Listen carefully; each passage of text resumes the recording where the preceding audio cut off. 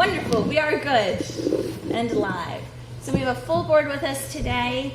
We've got Rob Nato, Jim O'Brien, Norm Goupel, Dulcie LaPoma, myself, Andrea Folsom. We're also joined by our business administrator, Michelle Clark, our administrative assistant extraordinaire, Jody Condon, and our student rep, Flo Jappis. Someday she's going to have it right on her front thing, administrative assistant extraordinaire for Jody. We are also joined by Matt Stone behind the scenes. Mr. Flynn, our superintendent, had a family emergency, so he is unable to join us this evening, but I have great faith that we will do just fine. So with that, let's go ahead and stand for the Pledge of Allegiance. I pledge allegiance to the flag of the United States of America and to the republic for which it stands, one nation, under God, indivisible, with liberty and justice for all. All right, so to start us off this evening, we have one set of regular school board meeting minutes from Tuesday, September 12th. I was not at that meeting, but I read the minutes. They look great. Everyone else has read them. If there is a motion and second from folks who are there. I'll make a motion we approve the meeting minutes. Second. Oh, go ahead. Excellent. Any discussion? All in favor? Aye. Any opposed? I'm going to abstain. Second, please. I would assume so. Jim and I abstained since we weren't there. We have made it to our first public comment section of the evening. If anyone would like to come up and give a comment, we just need your name and address. Any good? Yep. All right, we're good. So we'll have a second public comment section at the end of this evening. Student representative comments. Okay. So last weekend was homecoming, which is very exciting. We had like a pep rally leading up to it, a parade where all the high school grades like dressed up and stuff and went through the town. And then a bunch of games on the actual weekend. I think the girls soccer, boys soccer, and field hockey all won, and cross country did great at Manchester with a bunch of like big schools and teams. And there was also a dance that weekend. As for like clubs and school updates, the EAC is starting composting this week, and we just made a bunch of posters today. Can you remind us what EAC stands for? Environmental Action Club. Awesome. We have a new student-led ethical discussion group, which is cool and interesting, and a new math team this year, which has been on a little bit of a hiatus because of we didn't really have an advisor, but now we have an advisor. We have two. And also Interact has a trail work trip this weekend at Cardigan, and there is an NHS induction tomorrow. Oh, I think that's all I have. that's a lot. That's great. Thank you. Board comments. I have some board comments. I'm going to apologize in advance because they're fairly lengthy. Go for it. So, as we all know, the PragerU cash course was accepted by the New Hampshire Department of Ed board. It is now on their website, which prompted me to go and look at what all the kerfuffle was about. And I guess I just would begin by saying that, set aside the politics of what Prager is and all of that, I was really interested in what is the course and what constitutes it, what are the expectations.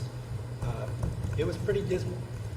So for people who don't know, and we're keeping, so there are 15 approximately 5-minute videos from pay stubs to budgeting to credit and debit cards. I mean, all good stuff.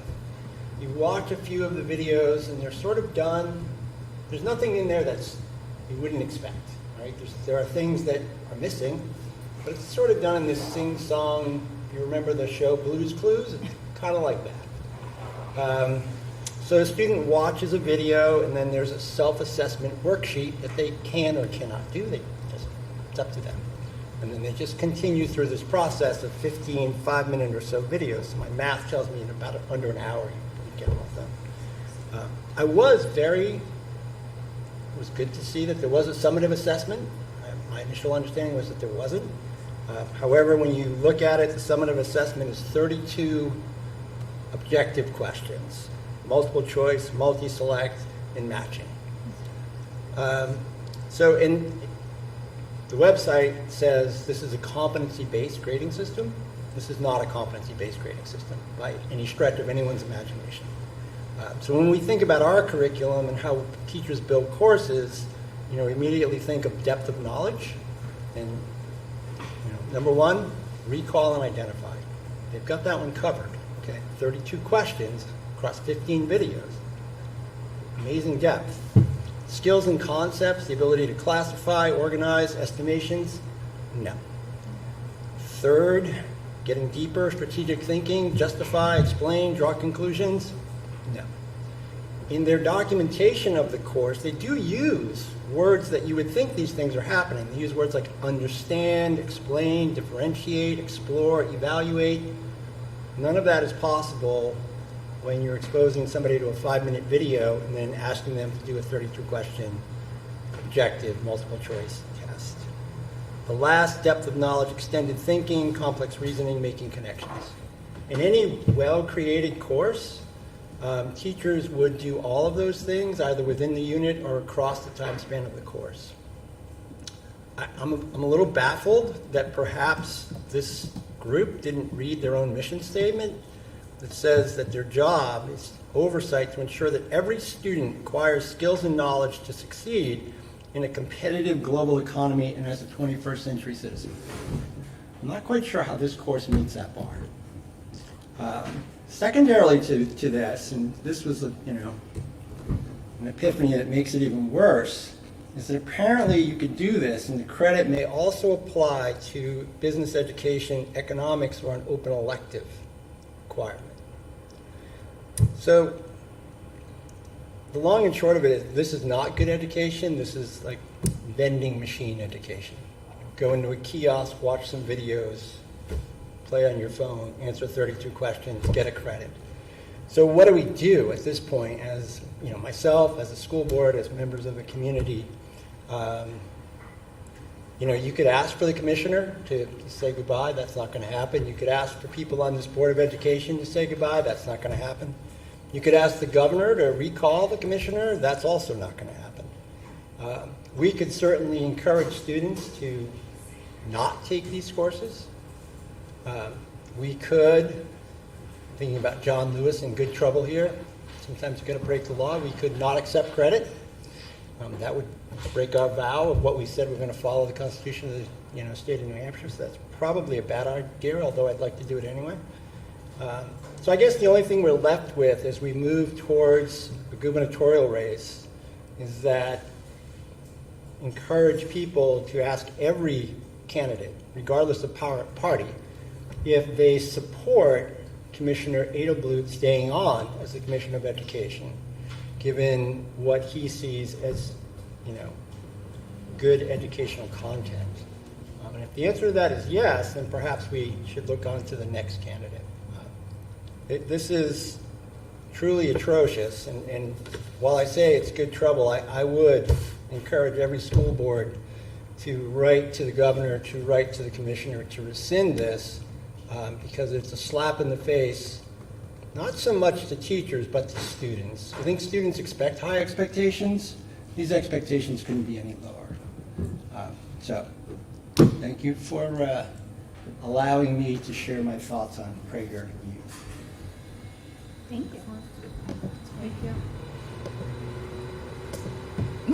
Moving down the line. Happy birthday, Flo. Thanks for being here on your birthday. Thank you. The best gift 16, we can Flo? give you. Why not? Wait, I did have just one more comment because Yes. the seniors approached me today, some of the class officers, and they're like, "Is graduation in the barn? Should we come to the school board meeting tonight to talk about it?" And I just want to let you know that a lot of students really support that, and they will be coming to school board meetings. They should also definitely talk to their advisor too, Yeah. since they're the ones who are going to get to set that all up. Do you have any advice for them if they want to? So where graduation is held is not determined by the school board. We can talk about the budgetary implications of it, but it's really up to the students to make to work with their graduation advisors. Okay. What do they call it? It's called a graduation advisor. I might be messing Is up. that like Senior their class class? advisor. Thank you, senior class advisor. Yeah, class Yep. So they're going to work together. Okay. They should work together to come up with a plan that fits within the amount of money that we've budgeted for graduation. Okay. So we are excited though to hear from them. And see Yeah. what they've come Always. up with. I'll let them know. Yeah. Can I just say something about homecoming? I haven't been to a homecoming, I think, since 1999. It was great to see all the floats. I think that the balance of attendees has shifted towards the center of town, so I think there's some work to do next year to raise the hype and awareness. There's some other ideas that I have, obviously, but there used to be a humongous bonfire, which I'm guessing went away because of liability.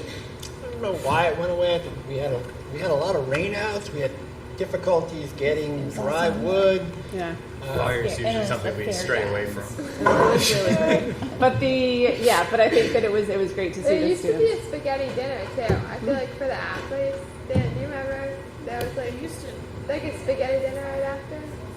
Yeah.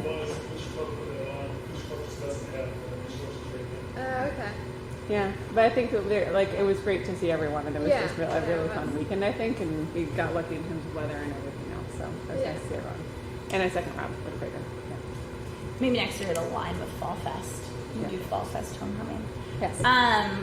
The only comment I wanted to make is I have a student who is experiencing, last year they experienced the 7th grade old model, and this year they're experiencing the new middle school model that the board approved last year. And from a parent's perspective, it's been a change, it's been a really good one. So I just wanted to kind of bring that back. Having classes every day like math and English and history has been really helpful, I think, not only for my child, but for all of the students and having that continuity of education. So that's something that I'm really proud of our board for moving that forward. And have gotten to personally see the positive impact, which you don't always get to see the good things that your decisions make. All right, so with that, anything else? Anyone else? No? Okay, we're gonna move on to our admin updates, and we're gonna start tonight with Becca. All of the updates are in the board folder. After this evening, we're gonna move them into the public folder as well. And if folks wanna come up, give some highlights from their report since we've read them all, and if the board has any questions, we can go ahead and ask at that time. Welcome, Becca. Yeah, as I say, you can come sit over here. Where else do we have a? Thank you for letting me Yeah. go in and Yep. work with everything. So it's been a busy start to the school year so far. So I just kind of in my board report recapped some of the things that we've really been actively working on and that we're proud of. I was incredibly proud of our teachers who participated in summer curriculum work. There was a lot of really good projects that were done. I'm happy to expand on any of them beyond the board report if you'd like me to.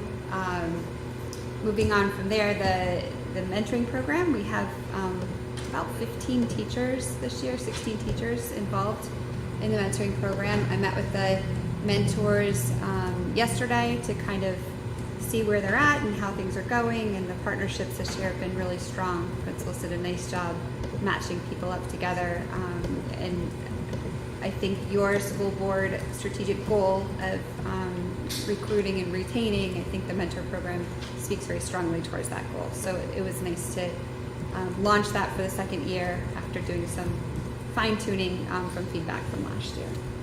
Our fall assessments, it's been a very busy season with them. We're almost all the way through. The middle school and the 9th grade teachers are going to receive some training on October 6th, the PD day, on how to administer the assessments with fidelity, and then they will launch right into assessments that following week. So that will wrap up our assessment sessions for the fall, and we will be sending home the information. I want to just highlight, we're sending home the information via Parent Square. We tried that last year at the end of the year, and it worked out really well when we sent the New Hampshire statewide assessment scores home that way. So we're going to send all assessments home that way. Saves on printing, color printing costs, and time and effort to sort and stuff all those envelopes. So that should be, well, it's scary to send them home that way. It's going to be really successful. So we're excited about that.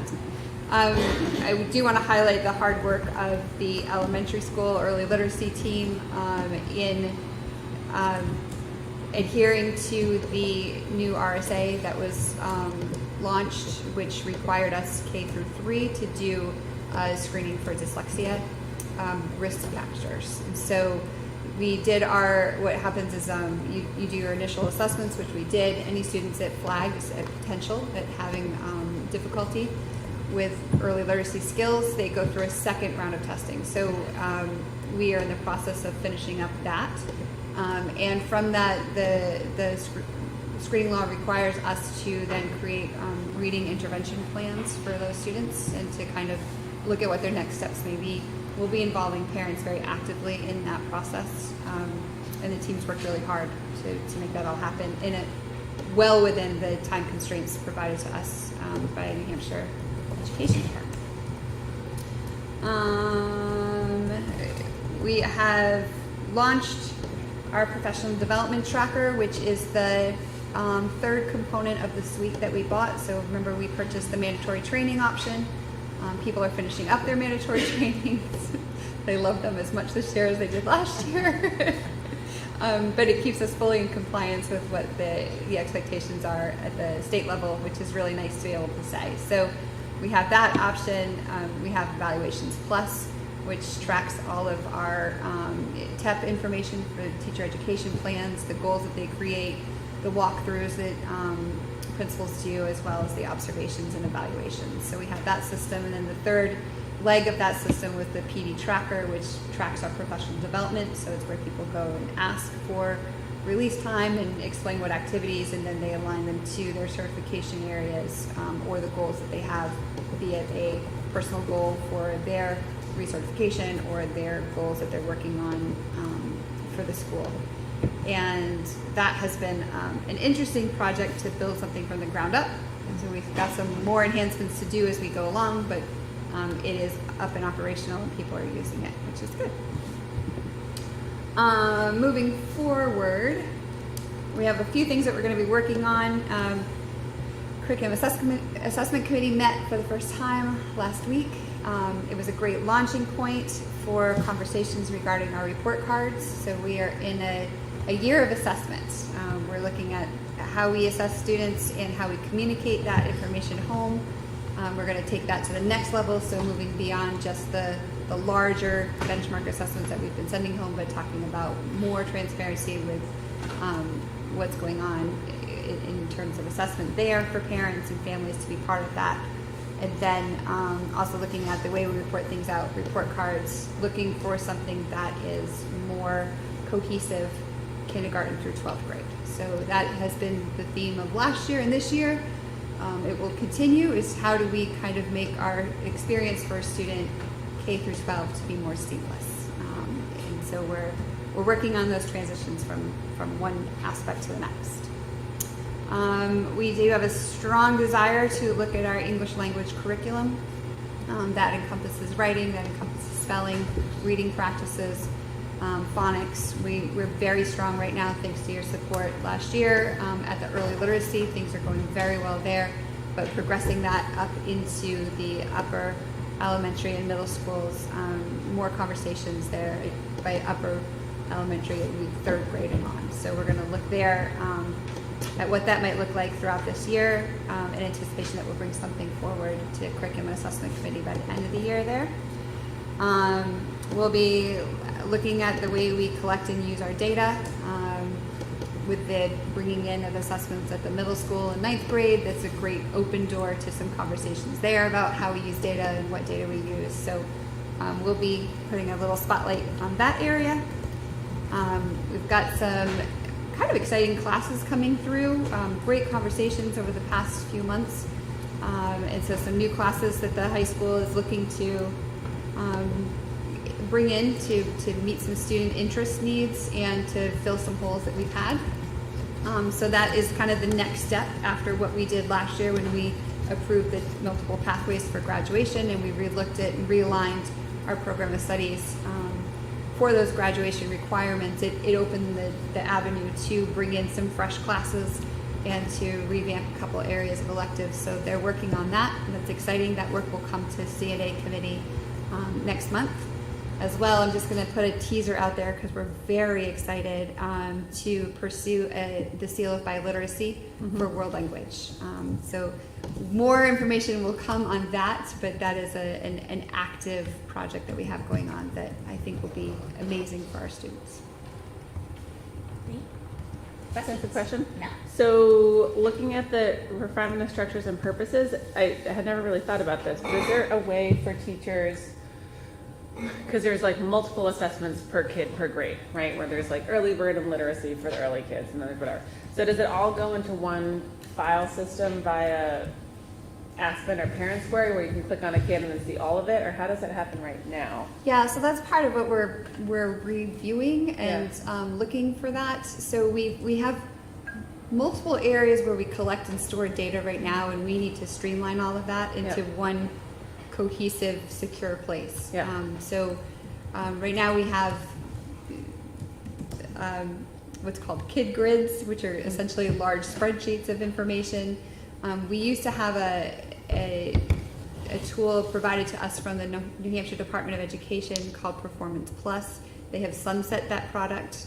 We chose not to segue over to the next thing that they were offering at cost, which was a very steep cost and wouldn't necessarily give us what we wanted. So for now, dear Matt has been entertaining some phone calls with me over how to preserve our data from the state, because there's a lot of beautiful data there. So we've been partnering with the company to extract and store that data, looking to build out Aspen and build out an area of Aspen where we can store that information. So that's a huge project that will take some time to do. Yeah, definitely. But that's the end goal. Okay. Other questions? I have one last one. So last year we heard about I think something changed this year, but we heard about what were the areas of focus for the PD days before school started, and you might have told us, and my mom brain might have just like jettisoned it, but how did the preschool PD go? It went really well this year. The feedback, Chelsea, was really positive, that was actually heartening. It was kind of a moment. We really focused our time on collaborations, conversations. We did do some training, but we kept it to a minimum of what people really needed. You know what? Thank you for saying that, because I do want to highlight this summer. Jess Pickering and Michelle Klarner, our two math specialists, put on a math workshop for the elementary teachers. It was very well attended, and it was a phenomenal day-long workshop where they really broke down a lot of the nitty-gritties of our math program and kind of took it to the next level. So, like, how do we really run a center day? What do you do when you have a substitute teacher? Like, what are those strategies? How do we incorporate manipulatives into a room?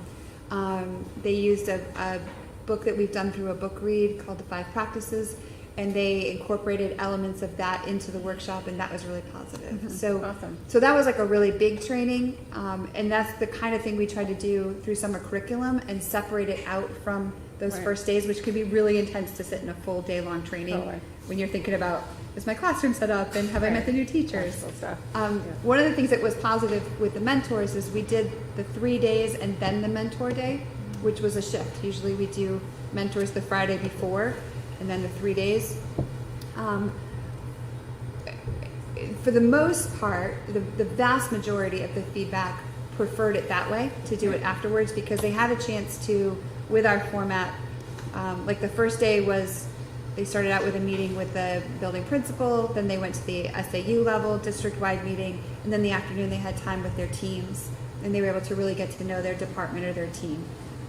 So for people like the math department, when it was a really new team, it was nice for them to all have that afternoon full of time to work together and to build some common goals and some strategies and things for the year. And then from there, it really was just a lot of time for people to collaborate around different things that we'll be doing this year and what it might look like. So giving middle school time to collaborate around Hawk time. Yep. Or the elementary's time to collaborate around what it means to have a win time in their schedule, what I need time in their schedule. So, Okay, great. Thank yeah, you. it was good. Ms. Jagan, I have a question about the developing newer replacement classes in the high school. Do you know like what areas you guys are thinking about for that? Science, math, PE, and I think science, math, PE. I think that's it. Right now. Yeah. Uh-huh. Sounds interesting. Well, you sound like we're being the numb. There are no more questions, and I'm not seeing any. Becca, thank you so much. I know you have another engagement, so Thank you. Yes. thank you for joining us this evening. Appreciate it. All right, gotta go back to my notes. Who's up next? Patrice. This is like a fun whack-a-mole. You just don't know who I'm gonna call. I'm just calling them in order. How we have them. I think it's gonna be eye contact, and I'm not gonna be looking down. No, you were gonna be called out. I do whether that you in liked it or not. It worked when I was in high school, though. Yeah. Yeah. Right? Does it still work? Sometimes. Sometimes. Good. So I think I get to talk about two different things with you guys. I have my highlights aren't that exciting because Miss Sindoni did a great job filling in for me when I was under the weather a couple weeks ago. So I apologize for missing our first meeting. I like to, get sick at the beginning of the school year. This is 2 years in a row. My goal is next year to make it till October before I get sick. But it was really nice. Carrie Sindoni and I have worked together since we've started on developing our goals and really trying to create that united front. So we talk pretty regularly, and so I felt confident when she said, I can tell them what's going on in your school. I was like, yes, you can. That would be great. So just a new highlight and just something that's been fun to share is we have the Artist in Residence this week going on at Harold Martin, and watching the kids do the drumming and the singing and just the interactions between Theo, Marte, and the students has been fantastic. They are really enjoying it. They each get 2 sessions in the NPR focusing on, they're learning the drums, they're learning the patterns.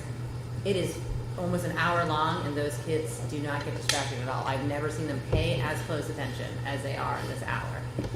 So that's been really nice and really exciting. I've been trying to take pictures and videos of kids doing the drumming and performing and then sending it to parents. It's just like a positive principal note. Here's what's going on. This is kind of cool.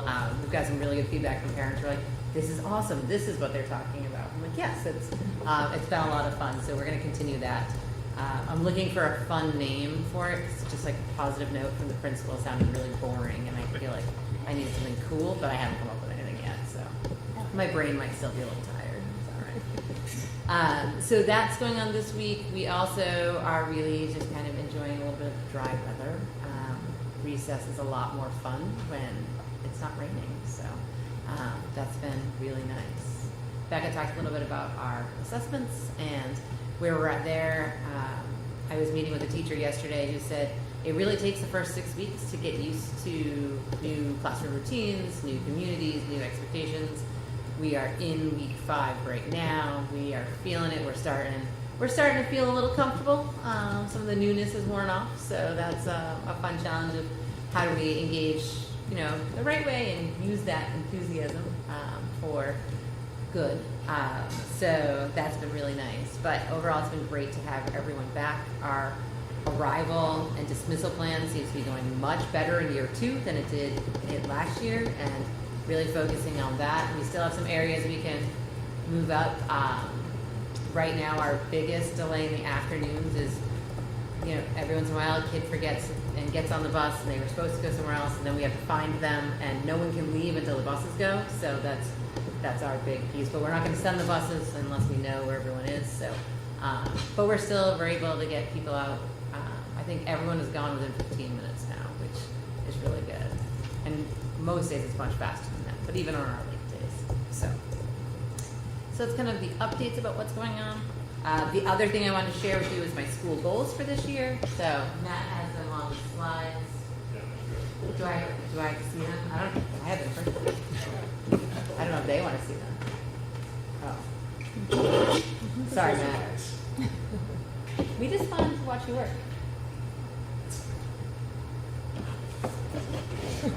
I was doing it.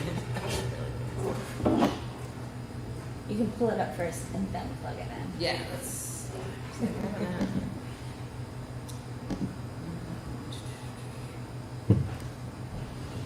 Matt, are you using one of the interactive touch screens that have been? It's right next door. It seems like a shame not to. Yeah. The kids are jazzed about it. If I can make a comment about the interactive smart boards, and I'm going to say her name and I think she's going to be okay with it. Mrs. Grady got an interactive board at the beginning of this year, and she was very nervous and she was kind of like, I don't know, this seems like a lot to learn. And I can't remove her from it now. She is up there, she is playing with it. She's like, I can make it bigger, I can change colors. And then it's going to become a competition between a couple of the teachers like, oh, I did that activity, but I did it this way. And so it's very fun to watch them get excited about the tool. They have little stools that the kids climb up on so that they can use it and interact with it. So it's been really nice. And it was funny because she just kept looking at Matt and I, and she's like, this is a big move. And we're like, this is gonna be great. And we just kept telling, and then she was like, all right. And then she told me at the beginning of the year she was gonna set one of her goals to being able to really efficiently use it. And then within like weeks, she's like, this is great. And I was like, look at that. Like, so that's been really nice. That kind of goes with my teaching and learning goal. So goal number 1, similar to Maple Street as well, was to strengthen our learning communities through the use of current evidence-based practices and data-driven instruction. And that really focuses on our teaching and learning. I'm really impressed with the staff at Harold Martin. They really took especially the early literacy piece on really hard last year when the state offered letters training to staff to learn about the best and most current ways to teach reading. Initially, straight out, we had over 50% of our teachers participating in that. We, I think, have everyone signed up now for one phase or another. So it's really exciting to have our classroom teachers participating in that. The conversations have been really helpful. We're using the tools that they're learning in this training to really apply directly to the classroom, which is making a big impact. And part of that impact is being seen in the fact that we readjusted our schedule to really prioritize teaching and learning, so that for the most part, most grades have 4 days of common planning time at the same time, which allows them to all teach literacy at the same time, all teach math at the same time, and then they all have the same time for planning. So one of those days they use for a weekly PLC and meeting. That Becca will come and meet with them, I go and meet with them. We really kind of discuss what's going on in the classroom. What do you need? What do you see? What's on the horizon?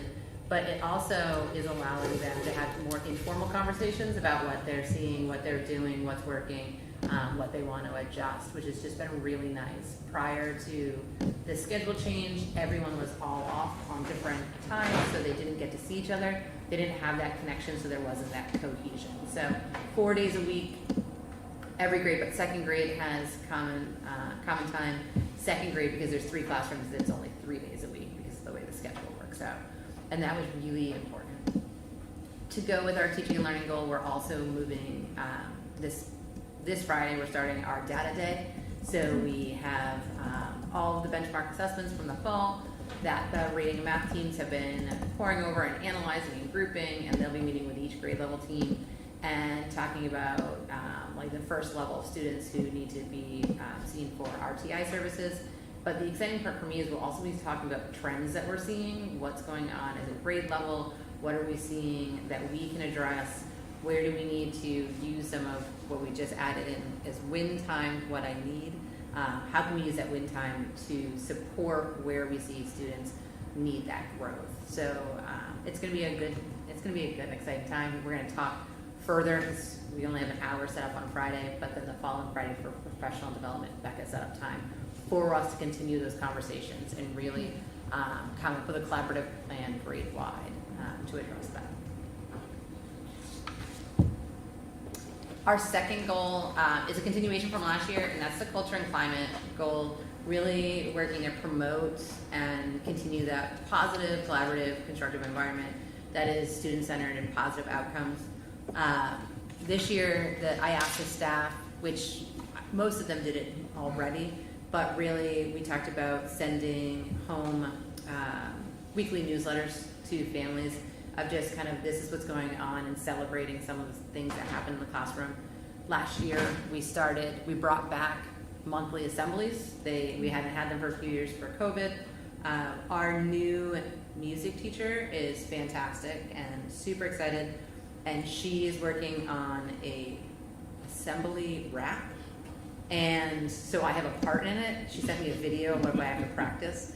And the third graders are going to do a rap about the expectations of when we're together, and then we're all gonna like jump in for our little moments in the sun. She's very excited about this, so I was like, can I wear a tutu? And she was kind of looking at me, and I was like, no, I have tutus. And she's like, okay, we got this. So when she first came, she said, would you rap in front of the students? I was like, oh, I totally will. I have no idea how to do that, but I'll learn. And I said, and I'm tone deaf, so that's important. Please let me know. And she's like, okay, I can work with that. So she's ready for it. I think the kids will get a kick out of it. We're looking forward to our next assembly where we get to roll out all of our really bad music. I mean, I don't know. It's going to be great. But that positive piece is just really important. Using the collective knowledge and excitement and passion that we have in the building between the staff and the students to really help drive some of those decisions, to drive some of those events. It's really been a nice piece. We were so excited. We got our multi-stream, what's that thing called? I don't know. Yeah, I don't know what to call it. So a multi-stream system. Recycling? Yeah, recycling, compost, and trash. And they were so excited. They put it out before I knew they were putting it out. And I was like, no, we're going to roll out like X.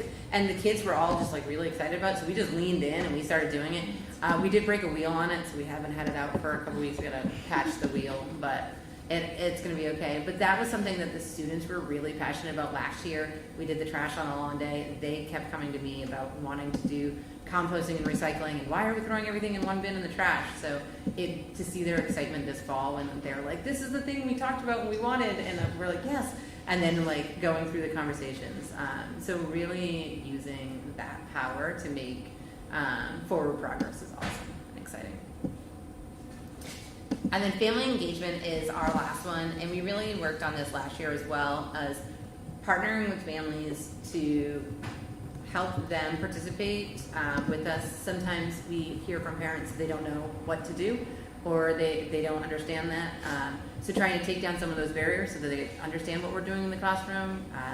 Teachers are all sending out weekly newsletters now of just a couple highlights of this is what we're doing in the classroom. Here's some things you can talk to your students about, which is nice. Last year we did a spring math and literacy night and just invited families to come in, play some games, learn about some of the strategies that we're doing. We've talked about doing that fall or early winter this year, just really kind of get some of those tips and tricks out there. And then the use of Parent Square, which is different for our building. In the past, some people used Seesaw, some people used Google, some people used email, some people wrote home letters, and so families who had kids in multiple grades were like, I don't know where to get anything. So we moved to the use of Parent Square for everyone, which I've heard a lot of really positive feedback. The Parent Square app has a messaging piece right on either on the computer or on the phone. So teachers can really kind of quickly just send a quick message like, hey, so-and-so forgot this, don't worry, we got it taken care of. And that helps the student feel a little less anxious and worried, and also the parents like it. I also think that parents like to see their kids doing good things during the day, and so anytime that they get that piece, that's a nice little area. And then we're also working on sharing that student data similar to what Carrie spoke about a couple weeks ago, moving to tracking some of our assessments in Aspen so families can see what the math test is, what the score is. We're going to be sending home those pieces so that we're really kind of trying to work together on all fronts to support students. We had, Carrie mentioned it last week, we had 14 new students registered this summer who came in. I have met with, I'd say 75% of those parents, or done a phone call with them to just, hey, how are you? What's going on? Tell us about where you're coming from. What works for your student? What doesn't work for your student? What are you looking for in education? and really trying to bridge that gap so that so the families don't feel like we only contact them when things go wrong or when it's too late, and really getting them out in the front. And that's what we did a survey at the end of last year, and families really want to participate and do things with us. So that's been really nice. And that's it. Great. Great. Questions, comments? It was super comprehensive. No? Board presentation for the little wrap thing you guys Yeah, can come do you- over and, ready? you know, like do a nighttime performance. If I tell Miss Reese that, she would totally like choreograph that whole thing up.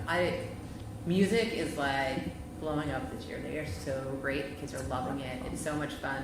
I have done more penguin walking because it's the beat thing. I told you I'm tone deaf. I played the flute at one point in time, but I think that was just like fake. I don't even know if it was real. But it's really exciting to see them love going to music. And I would totally rap in front of the school board.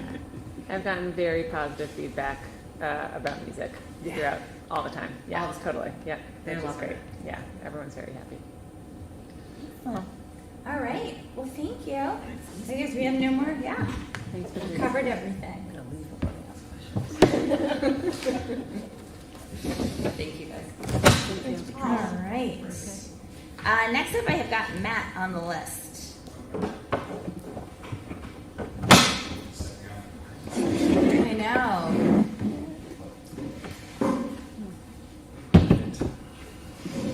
So, yeah, the summer, of course, is a fun time for us. It's our one big chance of the year to try and get projects done as opposed to sort of supporting the day-to-day operations of the school. So this summer, certainly we had a lot of fun putting up interactive panels like this one. I couldn't help but include a shot of the one in kindergarten, although that's not Mrs. Grady's, that's Mrs. Pepper's. So.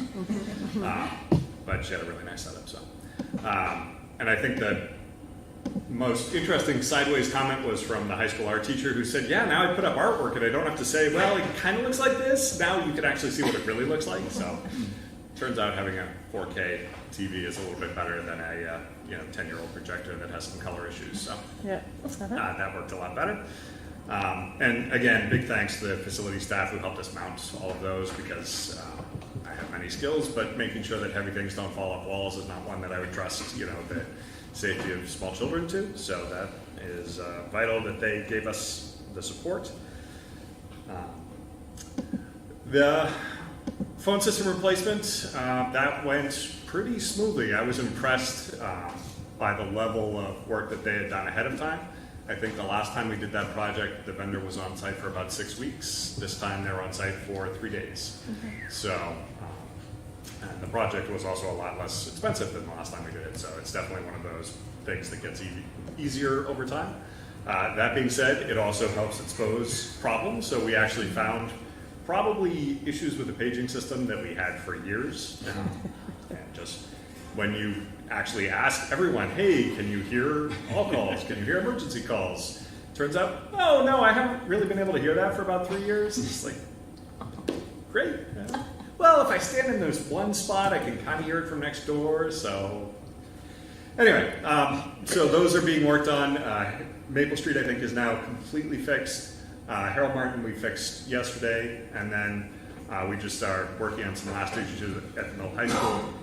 And the biggest issue there is just we need some uninterrupted access to classrooms for a significant period of the day to get in ceilings and replace speakers and do all that work.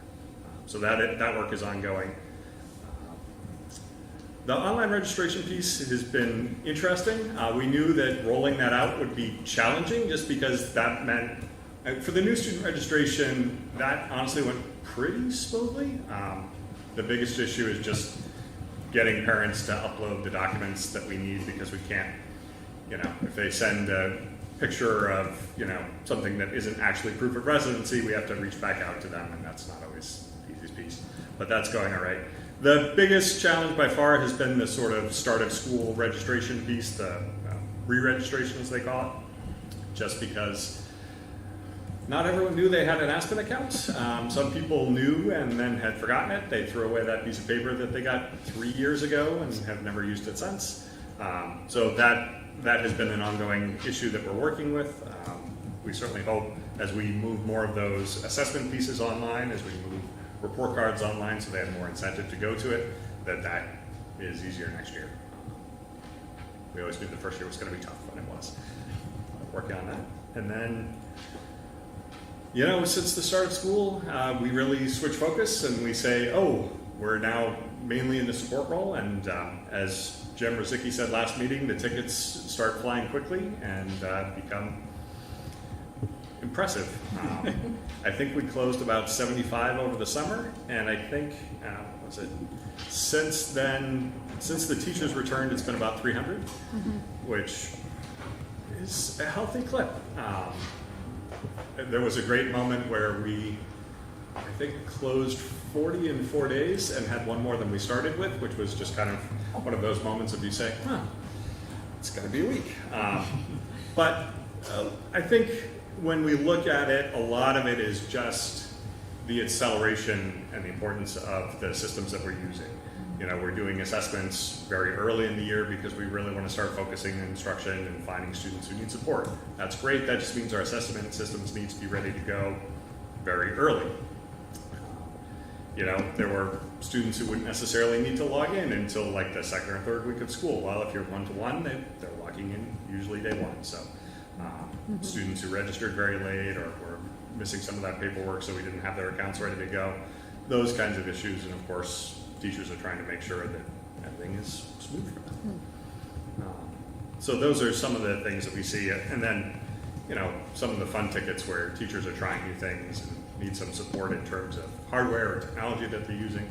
And that's a lot of fun to support with rather than saying, oh no, your projector's not working because this cable's unplugged. So we just plug that in for you and move on to the next one. It's been a good start of school. I really appreciate my staff who have really stuck to supporting folks. I know if we had a ticket for every single issue that we actually helped with, we'd probably have 50% more, but all that work really, we know it allows everyone else to do their job, whether that's teaching, learning, supporting staff. So that's great at the end of the day. Great. We have a lot of students moving to 7th grade specifically. Have we had any shortage of Chromebooks at all with that? No, I mean, we knew, obviously, we had a little bit of a burst in that grade level, but we usually have some amount of spare capacity because we also knew when they came back from summer that some number of them would be broken and need to be swapped out, and we certainly saw that.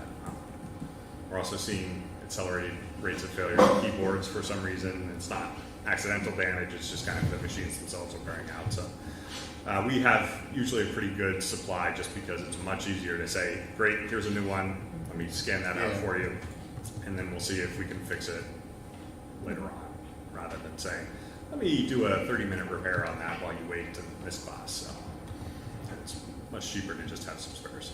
Oh, that's awesome. And then the other thing, the ticket thing, I'm very familiar with that. I think it's a great thing.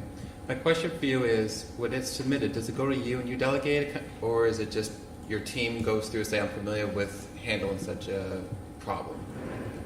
Yeah, so everyone sees all the tickets. We have played with more of an assignment model in the past, but to be honest, it just is more efficient for the most part. You know, certainly I tell my staff if there's anything that you guys need me to, just assign it to me and I'll look at it then. Otherwise, it's sort of the first person to look at it. And, you know, one of us is sort of home-based in each building, although we certainly don't stay there. So it's kind of, you know, Mike Montour is in this building. He's going to probably handle most small issues here. And then we have some specializations that override that. Does the person who submitted the ticket close it, or do you guys close it? We close it when it's resolved. Yeah. All right, thank you. Great. Any other questions? That's great, Matt. No? Yeah, it's fantastic. Thank you. All right. Next up, Mandy. Sorry, Dan, you're at the end of my row. I was like, come on. I'm not playing favorites. It's exactly how it's typed out for me. So, start of school year is always a whole mix of things. It's really exciting to have all the kids come back, get the new ones, learn about new things. all that. But it's also overwhelming, and when you're short-staffed, it's really overwhelming. So, really shameless plug, if you know anybody who wants to be an IA, please have them call me. We still need people at Harold Martin and middle high school. But that brings me to probably the most important point. Our staff are amazing. Like their flexibility, their patience with us, their understanding as we try to navigate and problem solve and utilize the resources we have to fill those needs until we have the human capacity that we actually need. So I'm grateful for them. Students are getting what they need because of that. But as overwhelming as the start of the school year can be, all those opportunities to like learn and problem solve and get creative, I enjoy them, as crazy as it sounds. It just allows me to see things that maybe I wouldn't have the opportunity to see. So whether that be like, oh, we really need to make sure whatever that thing is, how can we get that without, number one, can we do that without spending money, right? That's always the thing. But then also, okay, but why do we need it? How can I gather more evidence to prove that we need all those things that I wouldn't think of otherwise? And I think too, just it allows us to see what works well. We spend a lot of time going, oh, that doesn't work, oh, that didn't go well, or oh, the negative things that we have to work on, instead of just celebrating the things that we do really well. So I enjoy that part of it. I'm really glad that I can breathe a little bit differently now than I could 2 weeks ago. I'm not gonna lie, but at the same time, it's been thought provoking, it's been challenging, but it's been a whole lot of more positive than negative. So I'm grateful for everybody to like waiting me out as we navigated all the things. So numbers as far as IEPs per student, all that things, those are fairly similar. And like I say, every time those will change tomorrow. And actually, based on my meeting schedule, it might change a lot by Friday. But again, it's just that who's coming in, what do we know now, what do we have to learn, those kind of things. It shifts all the time. But it is maintaining at a very stable percentage since I've arrived. Still want to lower it if we can, but we're working towards that all the time. And I think just the collaboration with each building administrator, all those things to, like Patrice was talking about with the trends. My IEP data gives me trend information as well. Like I report out here with the overall, but I look at every building. I look at classrooms. I look at what are the things, what are the percentages of whatever grade level that I'm looking at. What's the percentage when you think about what eligibility area we're talking about, right? SLD, specific learning disability, is the most common in any school district, but is there trends within that? And how else does that then parlay out to other conversations we can have and other decisions we make? So it's been pretty exciting to be able to work with them on that and just make decisions there. And really, like I said in my report, my goals really haven't changed. I'm just at different places with each of them. So yes, it seems like I'm still working on the same thing, but it's really just expansions of the same thing, because at the end of the day, those are the pieces that are important to the things that are going on right now. So that's really been, I guess, just a quick, I didn't put it in here because I was taught from the time I became a leader in a district, one-pagers are the best thing to do. So I wanted to maintain one page, but I also want to make sure that I add in. ESY went wonderfully. Lots of kids this year especially participated in each of the 3 weeks. So, everybody, they go on vacation, we have all that, but I would say this year, since I've been here anyway, the times we've done it, there was more 3 weeks. Still the same amount of time as it was before. Before it was 4 weeks for 3 days a week. That four days a week for 3 weeks is really impactful, but it's also enjoyable, right? The kids get enough of a break, but they're getting the pieces that they need from it as well. Over the summer, in working with my regional directors group, kind of developed a template for a para or an IA handbook. So I changed all that and we rolled that out with our IAs at the start of the school year, so we reviewed it. Really, it wasn't about like, you must do this. It is, what is the role? What does that mean? What do all these eligibility areas mean? And how does that look for you? So if you have a kiddo with autism and you're working with them in the classroom, what are some strategies you can use? What are some things that are important to know? So all of those resource type things are in there. I got really great feedback from them on that part. So that's been good. And then this week, through Title I funding that we had left over that we had to spend, we were able to do some social emotional work with our targeted group of kids, which has to be Harold Martin because it's Title I. So we're doing some verbal intervention training through CPI. Really, it's just meant to, here are some extra tools in your toolbox. So if these unexpected things are happening, and they have, right? How can you, make sure I word it right. How do you make sure you have the tools to not allow that behavior to become a personal thing, so that way you can support the kids in the best way you know how? Because sometimes behavior can become overwhelming. It can become emotional for us too. So how do we make sure that we maintain our own regulation to support the kids through what they need? Because at the end of the day, no matter how annoying behavior can be, and no matter what's happening in front of you, it's some form of communication, and we just have to understand what that is. So I'm really excited. We're doing, I think there's 15 staff members that are doing that. So it's classroom teachers, it's IAs, school counselors doing it, school psych is doing it. So we really have a large group to be able to have, similar vocabulary that we're using, similar methods to deliver those things, all of that. So it's been pretty exciting. I love doing the training, so I'm going to stop talking about it because I could talk about it way too long. But so I'm really excited to roll that out, and then, already have had conversations with Becca on, I'm not sure how we make this and swing this, but how do we bring this out more? Because at the end of the day, it's timing.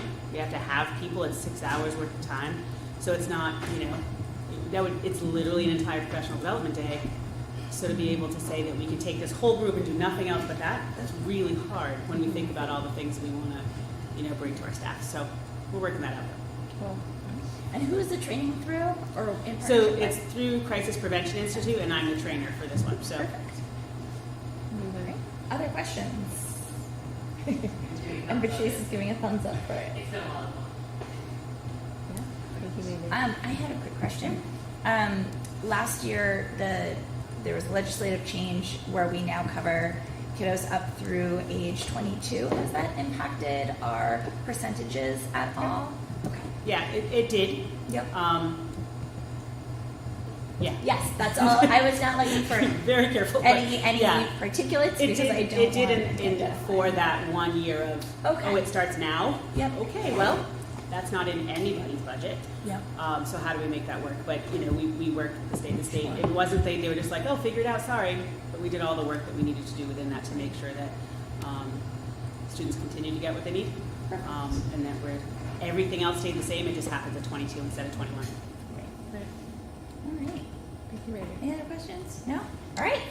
Very good. All right, now we'll just go on with the rest of our meeting. I'm just kidding. Dan, come on up. We won't see you to the very end of the meeting. That would be mean.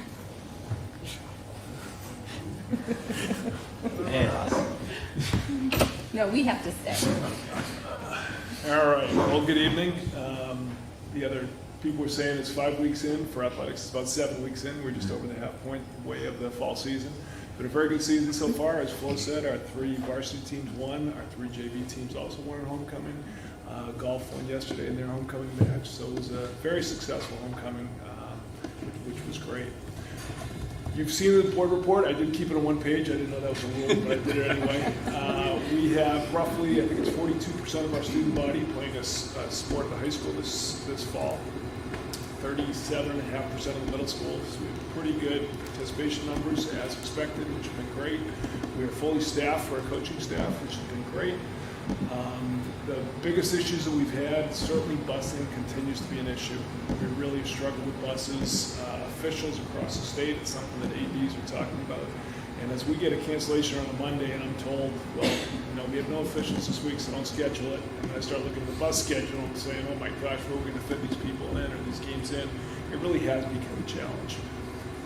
This fall, clearly weather has been an issue. And I was just talking, actually was interviewed by Concord Monitor today. They're doing a story about the weather. And the guy said, what was it like this fall? And I said, well, I think it was 2 weeks in. I finally sent a listserv email out and said, I have nothing to cancel today. I'm not quite sure what's going on. Yeah. So it's been kind of one of those falls. You probably have heard of the wet bulb globe temperature reader. And so I actually brought this so you can see what it looks like. And this is a fairly new development. It was about 2 years ago that this really came about. It's based through the Corey Stringer Institute. It was one that looked at people who had died or athletes who had died of heat issues. And so what they did is they have a way to try to figure out when hot is too hot. And what they do is they created the best way to figure this out is through a wet bulb globe temperature monitor. And what this does is it takes into account things like the temperature, the humidity, the sun's rays, the wind, the solar radiation, and probably other things as well. And so I have to go out there and mount this on a tripod in the middle of the soccer field and try to figure out what it is like that day. This really did come into effect last year, and there was only one day last year that was even close. It was in the spring, and I went out there and there wasn't even close to a reading. So I kind of had my ballpark on what it was. And then this week, for 1 week this year, it really just took off. And all of us, we have this group chat with all the area ADs. We're texting each other, what was your reading over there? What are we doing here? And we really have a nice group of ADs that work well together. I think we showed that under COVID. But we kept talking about what do you have, what do we have, what are we going to do? And so that's kind of a new thing. I think it was difficult for some of the coaches and parents to understand at first that we were canceling games because it was hot. But it is based on the interest of kids and keeping kids safe. And it's just one of those things. I liken it to the NFL making rule changes on a yearly basis to keep things safer. The game's changed. We see the same thing in athletics. Unfortunately, that does make it more difficult with cancellations and stuff. And this fall has been a challenge. The one other challenge I really want to point out is getting an athletic trainer. And we have not been able to procure an athletic trainer. This is 2 years running. We are not alone. This is a problem around the state. But one of the things that I have done in the budget is I did bump up the money allocated for an athletic trainer, hoping we can lure somebody to be in there. So you will see an increase in the athletic budget, and that's one of the big things. I try to keep as much steady as I could, but that's an area where I really think we need to look at the safety of our kids. And the cost of an athletic trainer is going to be a heck of a lot cheaper than a lawsuit down the road. So as you see that, I know budgets are tight, but I think that is something that we really need to take a hard look at as we get going. So that's my athletic report. What can I answer for questions? What is a trainer and what do they do? What is a trainer? What do they do? Yes. Well, that's a great question. So for Hopkinton, what we've had is when we're fortunate enough to have a trainer, they just cover the days of varsity events. So I contract with them. It's probably about 20 days per season. And what they do is they come in on the days that we have an event. They will show up probably a half hour before the event and stay until the end of the JV game. Or if there's a JV game first, they'll do the JV game, they'll stay at the end of the varsity game. They are there to tape ankles. They are there to deal with any issues that arise. Over the years, we've had cardiac incidents at games. We've had multiple fractures. We've had knee injuries. We've had the gamut, and frankly, we've been fairly lucky that we've had people there at the time to deal with those instances. The emergency action plan that I had to put together last year, coaches are trained to call 911. That's what we have to do now. So the trainers are there in case of any kind of an incident. The trainers can evaluate at the time. They can decide, do we send this person to the hospital? Do we keep them here? Do we treat them? Concussions are another big one. The trainers are the ones who have they are the ones who say either you can go back in the game or you can't go back in the game. Those are the big things the trainers do. So it's more like a medic. Yes. Because trainer, I was like, are they doing like massages and gotcha. and like? No, it's more like a medic. Many school districts, the trainer is the one who uses this. I think I was the only area AD as we were talking who was saying, well, this is what I've got. Everyone else will check with the trainer. That's not something, and that's fine, but it is something that other schools do have. What if there's like two different games on the same day? Because that happens all the Great time. question. So what I do is I have to figure out which one is more likely to have an incident. I know in the spring I will look at lacrosse games as being likely to have higher chances of injury than baseball, softball. So I will send the trainer over in the spring to lacrosse games rather than baseball, softball. Field hockey, soccer are right next to each other. That's easy. If we have soccer versus a cross-country race, again, I would say soccer is higher risk, so the trainer will be the soccer. Good to know. Fortunately, it's hoping sometimes. Yeah. Excellent. Any other questions?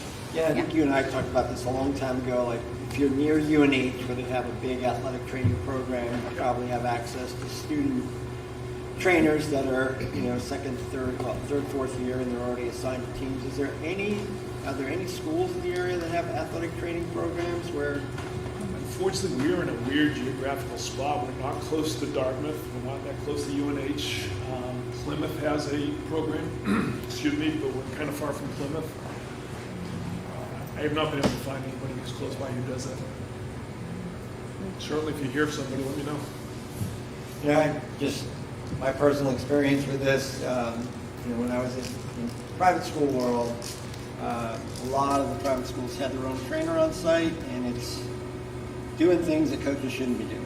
Coaches should not be taping ankles. Trainers should be taping ankles. Coaches should not necessarily always be assessing injuries, right? All of those things. So it's really, really beneficial to have somebody on site. I mean, it would be great every afternoon to take care of those kids who need to be taken care of, but for games, it's a pretty critical piece of the puzzle. I would like to mention, I think the ultimate position would be is if you could find somebody who would be a part-time health teacher or something like that, and a trainer, and be a 1/5 or 2/5 teacher and a 3/5 trainer, and be there every day. That would be the ultimate. Unfortunately, I haven't seen that candidate yet, but as just administrators, hopefully they look as these resumes come across their desks. Just two comments. I guess I was very pleased that you have a matrix for the heat. I think that was very important to be able to share that with the coaches in case it was too hot. You going around making sure everything was great. The buses is a big issue, and I think you've done a great job, especially at like 1 minute before the bus is supposed to leave. You've had to arrange multiple teams, get on the bus, and go into point A to point B. And it is a lot of work, and I can see how it can be frustrating. Do you foresee that being an issue moving forward consistently, or do you think it's going to ease up a little bit? I think it will continue to be an issue. I know this fall, one of the things that happened last spring, and I don't know if bus routes changed, and I think maybe they did, but bus routes, we used to be able to use a 3:40 bus after routes. Now it's after 4 o'clock. That doesn't work in the fall. In the spring it does, you've got daylight. In the fall, you can't send a team after 4 o'clock and get them somewhere and have a game. So I think it is going to continue to be an issue. It actually makes it a little bit easier in the spring because you do have more daylight to work with. So I guess that's the answer. It is going to still be an issue. Dan, one more question, not to beat the web poll to death. Is that an NHIA standard, or is that have they built that into their rules yet? It is an NFHS, National Federation of High School Standard. And one of the things that they did is they actually gave a bunch of these to schools. The NHIA has a whole bunch of these. And they sent an email out and said, whoever wants one, come grab one. And so I went right over there and grabbed one, and I've had it for 2 years. The NFHS started, the NHIA has adopted it. Great. Excellent. All right. I think we're good. Thank you. Yeah, Thank you. thank you. And Dan, Andy, and Patrice, thank you all for joining us tonight. Please go home. And I say that with all the love in my heart. All right. Okay, so we are moving right along in current business. This year is a negotiations year. I lost Norm. Well, I'm going to keep going. This year is a negotiations year with our HEST union, which is for our support staff, our IAs. And we're going to be beginning that process in October.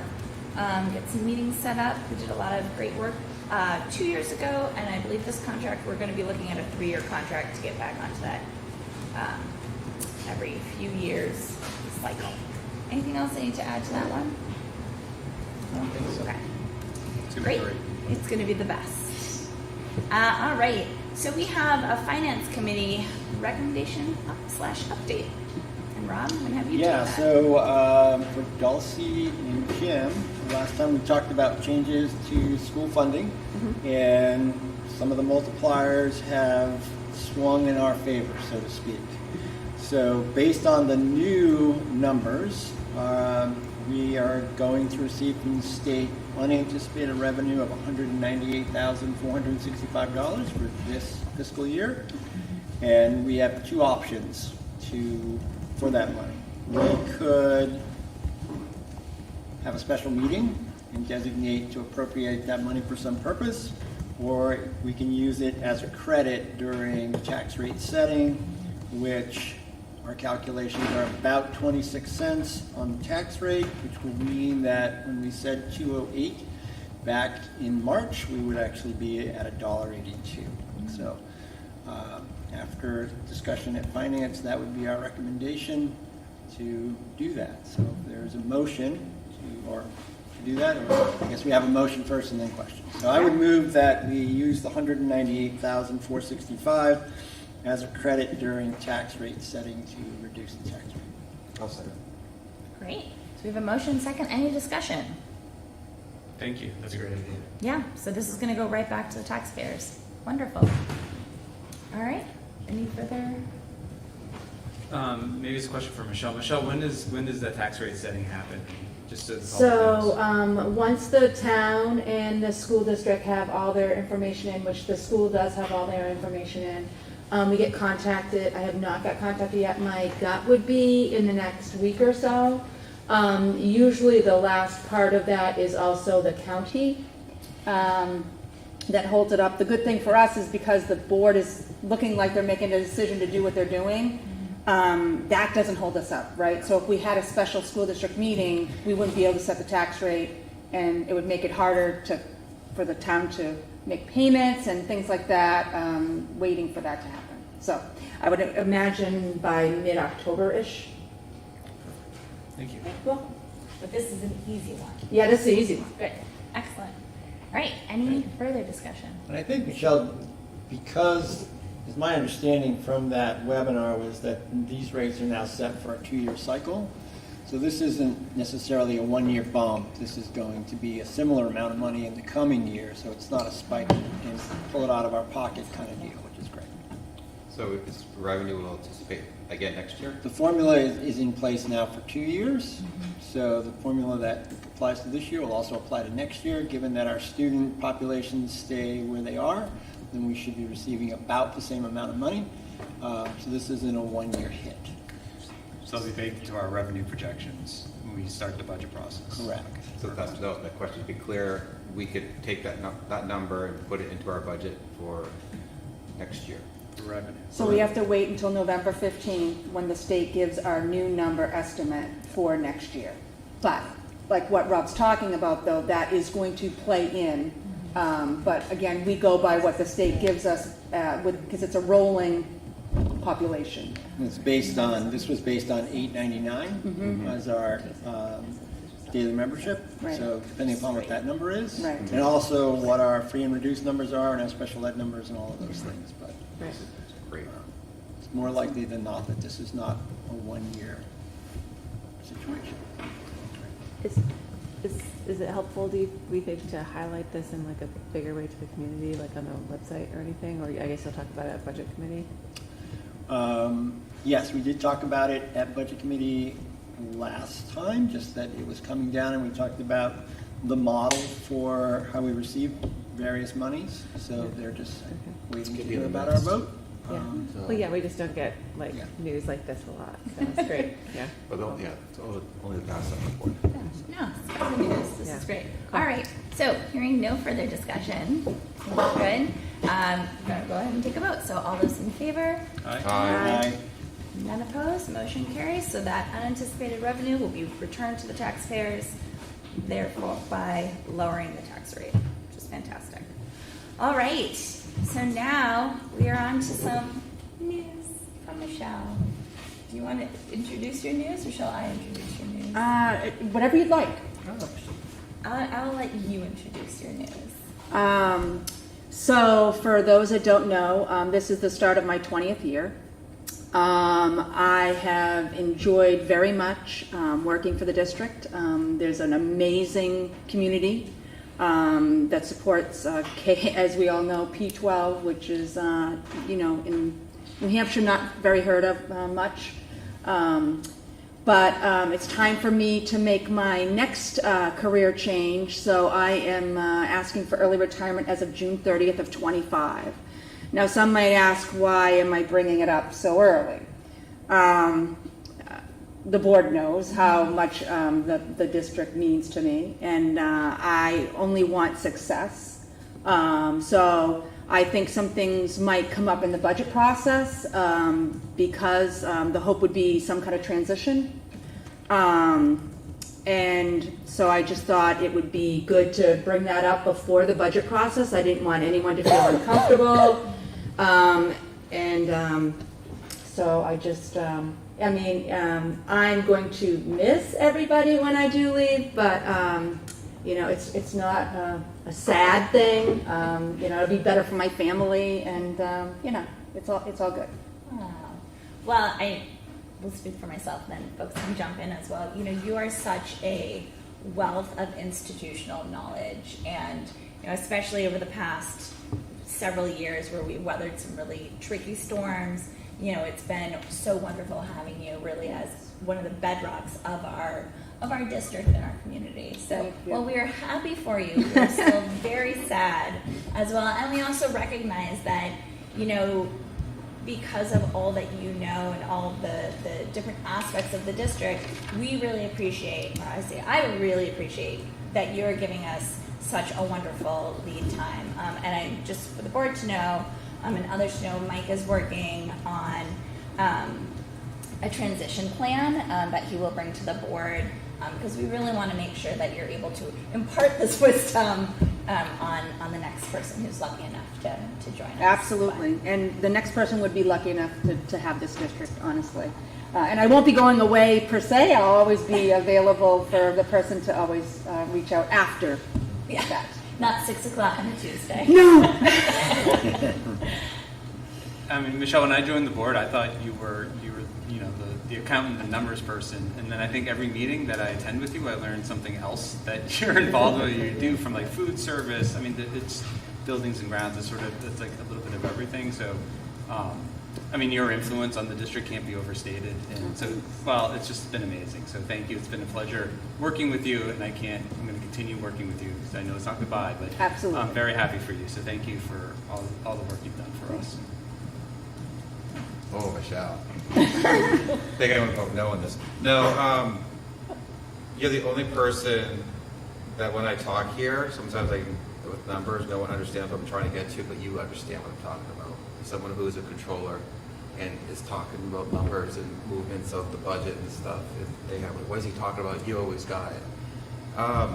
There is such a huge debt of gratitude for me for what I've learned from you. Like when I got elected to this board, I challenged myself to understand the budgeting process because there was this thing over the community that we were doing things wrong, we weren't doing things right. Every question I ever asked you, you spent the time to address it, answer it, and unpack it. And very carefully until I got it, even if like 3 or 4 times, like, oh my God, why is it Norm not getting it? You took the time and the patience to do that. As an educator, as our business director, it's going to be hard to replace you, but there's so much stuff that we did together that I'm proud of, especially the building project. Absolutely. That is something that we both worked really hard to. Every checks and balances and every promise to this community you can leave behind saying, yeah, we delivered that. So we still got time together. Oh, yes, we do. We do. So you're not going anywhere. I'm going to pick your brain for the next year and a half. But I think how you handle this now and notifying the board and the community, I think the transition in the budgeting process will be smooth, hopefully. But you're going to be missed, but you're still here. So. Thank you. Okay, so I think there's 3 things I want to say. One is you are deeply well respected in the BA community, which I don't know if everyone who is not in the BA community realizes, but you are super plugged in and I think are so well thought of across the state, which is a major, a major testament. That's I know. Well, it's not her retirement party. We're just talking about how she's retiring in 2 years.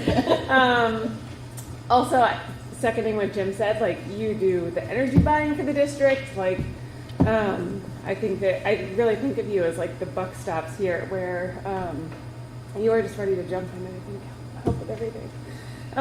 I also hilariously for both Mike and for Steve previously. I don't know if everyone's watched Parks and Recreation, as I think it's really nice for a superintendent to occasionally be like, oh yeah, can we do that? And then there's Ben, who is like no, I can't. And the BA, I think, often fills that role. And I know that when you were doing that, the amount of tracking and organization that you have to do, and the fact that you, I think, actually know where every single penny is spent in the district is amazing. And on the other side, I know that, you know, it can feel frustrating for staff members and everything else to do that, but it also means that when it comes to the audit, we sail through it every single year, and we are always super on top of our forecasting, finances, et cetera. And that is not an easy thing to do with a $22 million budget, especially with changing state legislature and everything else. So thank you for giving of yourself. Thanks for keeping an eye on the ball. Thank you for helping to make it to speed. You're welcome. Yeah, I mean, it's my pleasure, and I've been very lucky and blessed. We got it. My turn. Yeah. So, I don't know how many years ago when Jim cooked up the idea it would be a good idea to have a finance committee, and then he cooked up the idea that I should be a good person to put on that. I think he misunderstood what economics is and what the budgets are. So It all worked out, Rob. it all worked out. So I think, you know, yeah, it was learning a foreign language, and you were very patient with me. You're also very patient in when I suggest, or when the finance committee suggests, doing things in a different way, whether we can do it or when you know you absolutely cannot do that because we break the law and we all go to prison. So I really appreciate the work that we've done together on finance over the last 4+ years. I think we've done some good work in terms of changes, and I've certainly learned a ton. And we got another year plus to keep learning right. more and keep refining the game. So thank you. Thank you. Are you one of the longest business in the whole state? I'm up there. There are a few others that are over 20, but at least in the same district, I think that I'm, you know, one of the many, one of the few. Yeah. There are not many. Can we give Michelle a round? Absolutely. Thank you.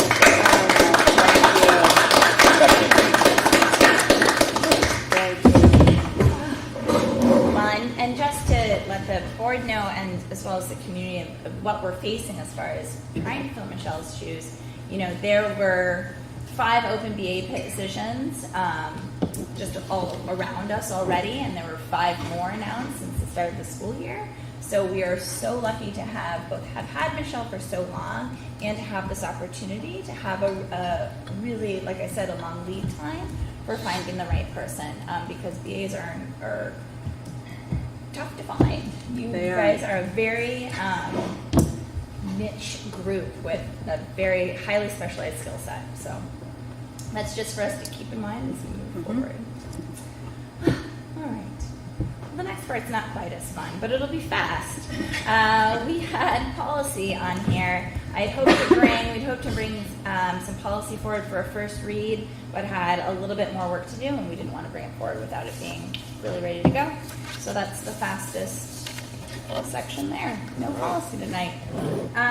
With that, I get to turn it back over to Michelle for financials and any other consent agenda stuff from Mike. Sure. So what I'll start off with is the hiring first. So we are lucky enough to have found somebody as one of the inclusion assistants that we need at Harold Martin. Samantha Chickless. Thank you. I'm sorry, Samantha, that I didn't, so that's a great hire.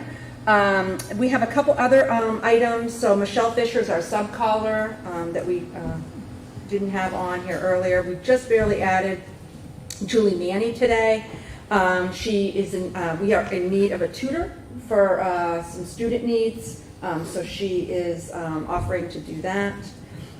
That is it for that grouping. The next grouping is the Schedule B, so we're continuing to move along. So originally, Christine Keating and Jeff Merrill were the junior class advisors, and Jeff Merrill is actually splitting it now with Kelly Robinson. So that is one item. And then the award/graduation coordinator, we originally gave that to Trish Walton, and now it's going to be actually done by Danielle Reserve. So that's for Schedule B.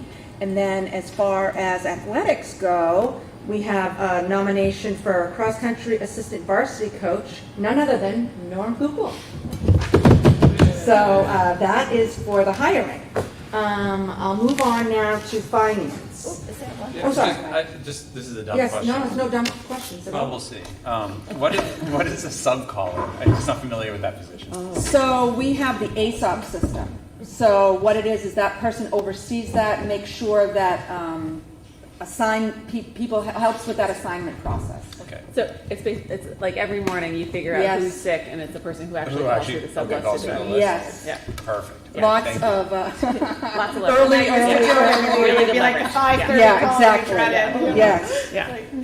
And sometimes even late at night too, it could be, because of the fact of someone. I can get them either one. Or the Right. principal would call, the secretary would call. Yes, it's, Michelle, you're This the is one exactly to what it talk to about Schedule B. so I am not, well, it I'm only the one that puts it on the agenda, so it would be school by school basis. Okay. So Schedule B would be, the high school would, if you were thinking of the high school, then it would be Mr. Kelly. Okay. Unless it's for sports, and that would be Dan Reserve. Yes, there you go. Good. Okay, so we have, last year we got a similar grant, so thank you to Charlene Betts for putting in again for the robotics grant. So we were awarded $9,805 from the state for that, so I wanted to bring that up.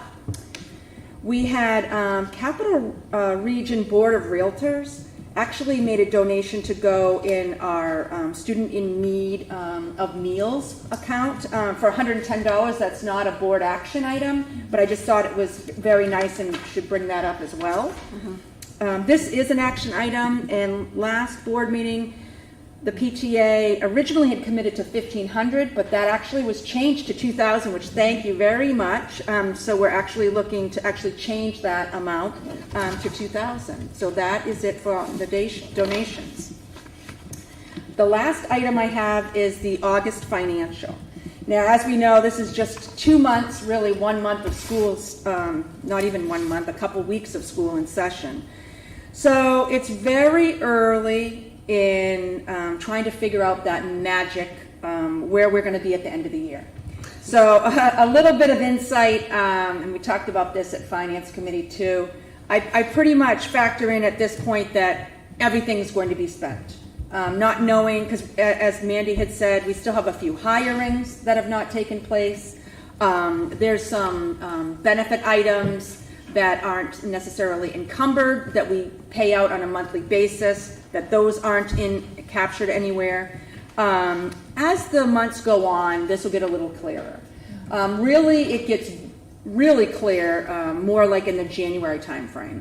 And a lot of districts, that's usually where they kind of rein in and start really seriously looking at it because everything's in flux for those first few months.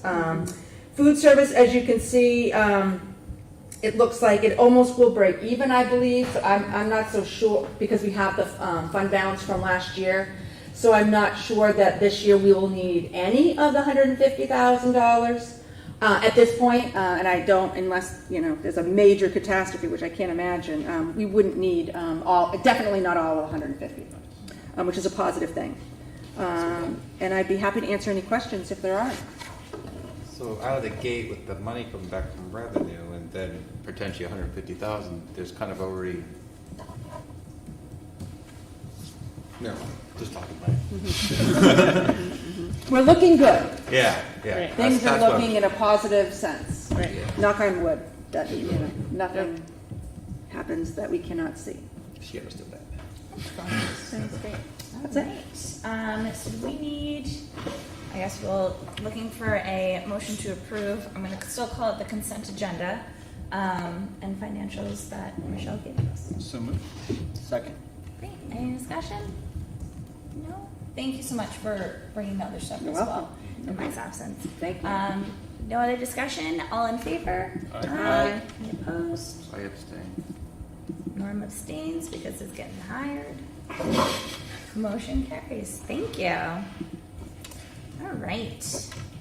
So we are up to committee updates. So we heard a little bit from the Finance Committee. Did you have anything more that you wanted to add? A couple more things. I think, so our discussion about food service continued this week.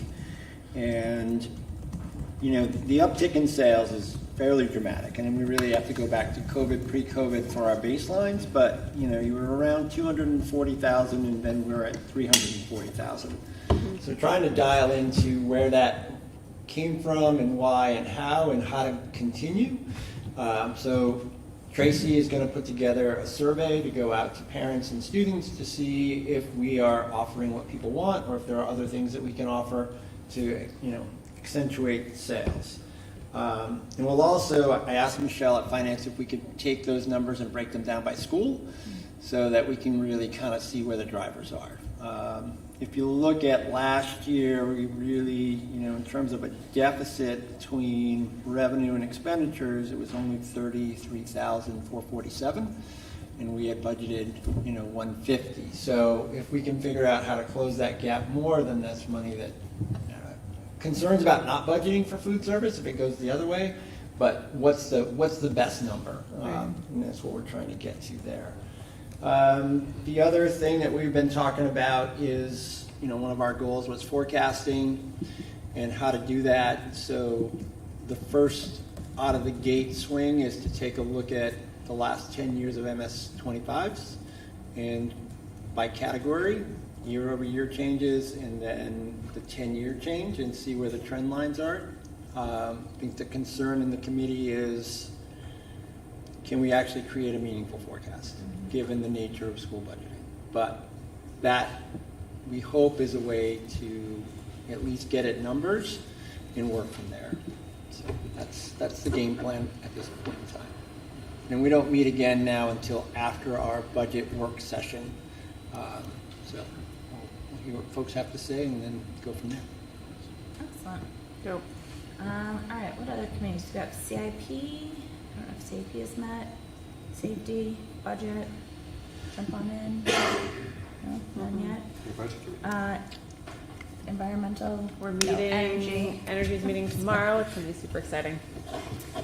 Okay, policy is met. We have, I don't know if folks realize there's a lot of, every year in the beginning of policy, you have to go over the legislative session from the year prior. Last year, there were over 200 different bills that were introduced related to education.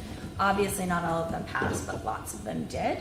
And so there have been all sorts of online trainings as far as what happened and the policy impacts. So we are starting that process of kind of wrapping up legislative session 2022 policies and then starting 2023 so that we are all up to date. And then we also want to look at some kind of policy audit process so that it doesn't feel so reactive every year. We will always have to do legislative updates, but also making sure that all of our policies stay up to date. And then Becca also mentioned that we had our first curriculum and assessment meeting, and really the focus this year is going to be on report cards and reporting in general. The committee also talked about having Becca come to the board and community probably around 3 times this year to present some assessment data to us. So if there's anything in particular you would like to see, let Dulcie or I know. And we're happy to bring that back to the committee. That's it. Anything else committee-wise? We got our first budget committee meeting, which was swell, and I think sort of an introductory spot for me. Next time up on my docket of things to do is to review the MS-25 in detail and how that all works, and also working with Michelle. They get the monthly financials, but how do we look at that and how do we see changes from month to month? And for instance, this, when is fund balance a meaningful conversation, and just identifying areas where there's been a dip or there is currently a deficit and why that is. So it was good. I will say I got there, I brought my laptop, and then there were these Chromebooks. Every single spot that Neil had preloaded, you opened it, I was like, what is going on? So anyway, I don't know if I like that or not. It was pretty cool. You did great. That's great. All right. Well, that's it for committee updates. Do you have any more from the environmental action? Is it?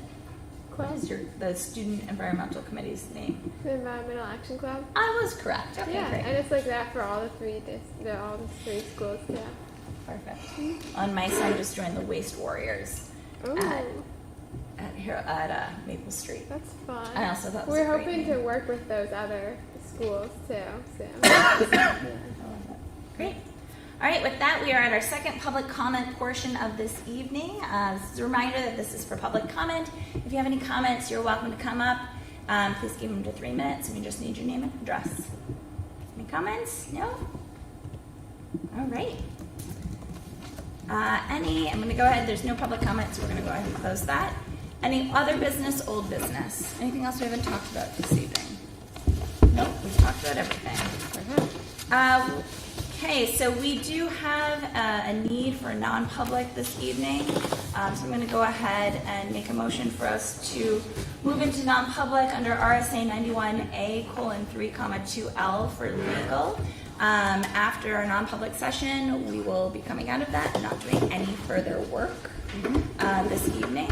And this is a roll call. Is there a second? I need a second for this. Thank you. Now it's any discussion? Anyone has anything to say about this? No. Now it's a roll call vote. Yes. Yes. Yes. And yes. And that's it. Thank you everyone for coming.